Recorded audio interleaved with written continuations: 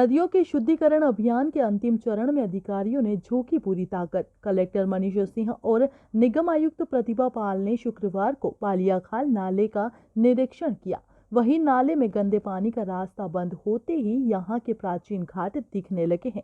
यही वजह है कि सौंदर्यीकरण की अपार संभावनाओं के मद्देनजर अधिकारियों ने हाथों हाथ इस क्षेत्र को लेकर योजना भी तैयार कर ली है।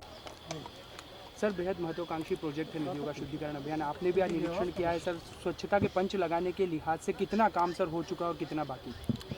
ये नगर निगम पिछले 8-10 महीने से बड़ा इंटेंसिव वर्क कर रहा है इसमें, कान नदी और सरस्वती नदी के शुद्धिकरण के लिए।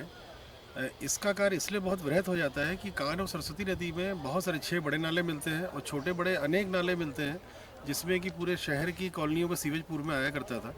क्योंकि टैपिंग जो कॉलोनी के और रहवासियों के टॉयलेट्स की सीवेज की टैपिंग जो है उसका प्रतिशत पूरा नहीं था, तो बहुत सारा अवैध कॉलोनी, स्लम बस्ती या कई लीगल कॉलोनीज़ के भी जो सीवेज है वो सेप्टिक टैंक से निकल के और नालों के माध्यम से नदियों में मिला करते थे। तो नदियों के प्रदूषण को रोकने के लिए, कान नदी को और सरस्वती नदी के प्रदूषण को रोकने के लिए यह आवश्यक था कि सभी जितने भी छोटे बड़े नाले हैं उनमें जो कॉलोनी का, बस्तियों का, अवैध कॉलोनी का, लीगल कॉलोनियों का, कमर्शियल एरियाज़ का जो सीवेज गंदा पानी जा रहा है उनके माध्यम से नदियों में, उनकी टैपिंग भी की जाए। तो ये कार्य पूरे संपूर्ण शहर इंदौर में चला है ये, और एंड टू एंड इसमें कनेक्टिविटी की गई है। किसी भी घर का सीवेज, टॉयलेट का सीवेज को उसी स्थल से टैप करके सीवर लाइन में डाला गया है। सीवर लाइन के माध्यम से वो प्राइमरी ट्रंक लाइन्स में आया है और उसके माध्यम से या वो सीवेज जा रहा है कबीर खेड़ी में जो ट्रीटमेंट प्लांट है, या जो 6 decentralise waste water treatment plants बनाए गए हैं कान्हा सरस्वती नदी किनारे, उसमें जा रहा है। तो ये बहुत ही वृहद कार्य, मेरे ख्याल से इंदौर एकमात्र शहर होगा इस समय पूरे देश में जहाँ पर इस प्रकार का वृहद श्रेणी का काम किया है नगर निगम के अधिकारियों द्वारा। और स्पष्टतः यह काम यहाँ की जनता, यहाँ के जनप्रतिनिधियों, इन सब के सहयोग के बगैर संभव नहीं था। जनता ने बहुत सहयोग दिया है इसमें। कई जगह सीवर लाइन के अलाइनमेंट को डालने में कुछ अतिक्रमण भी हटाए गए, उसमें जनप्रतिनिधियों ने भी जनता को समझाया, उन्होंने पूरा सहयोग किया। तो बहुत ही एक वृहद संयुक्त मुहिम के तहत ये कार्य जो पिछले 8-10 महीने में हुआ है, अब उसका रिजल्ट दिखने लग गया है। जैसे अपन जो खड़े हैं पीलिया खाल में, यहाँ लगभग कम से कम 35 से 40 मिलियन लीटर्स वाटर जो है वो यहाँ से पास होता रहा होगा। और इस समय आप देखेंगे कि बिल्कुल ही पानी नहीं बह रहा है, केवल पानी भरा हुआ है, जिसको कि अभी पंप लगा करके नगर निगम निकाल रहा है बाहर। और जब ये पूरी तरह से सूख जाएगा, मेरे ख्याल से 5-7 दिन 10 दिन में काफ़ी स्टेज सूखने की आ जाएगी, उसके बाद इसका सौंदर्यीकरण पूरा किया जाएगा। यहाँ पर पंचकुइया मंदिर के पास में जो पातालेश्वर बजरंग बली का मंदिर है, बड़ा सिद्ध और प्राचीन मंदिर है ये, यहाँ पर घाट निकल के आ गए हैं।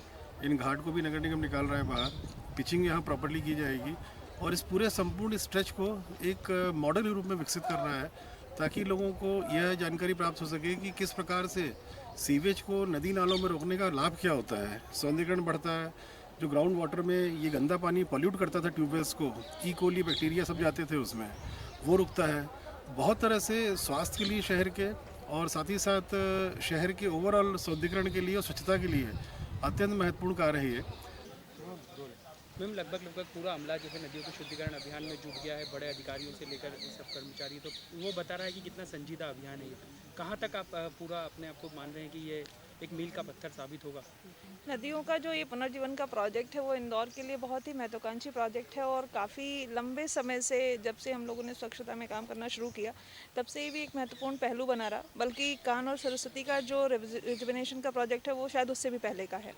हालांकि इस पे सीरियस प्रयास हम लोग लगातार नगर निगम की टीम कर रही है। अभी का जो पूरा प्रोजेक्ट है उसमें ध्यान रखा गया है कि न सिर्फ नदी, बल्कि इसमें मिलने वाले जितने भी मेजर नाला हैं उन सभी में भी आने वाले सीवरेज को रोका जाए, ताकि जहाँ भी ये नाला जाके नदी में मिल रहे हैं उससे भी नदी प्रदूषित ना हो।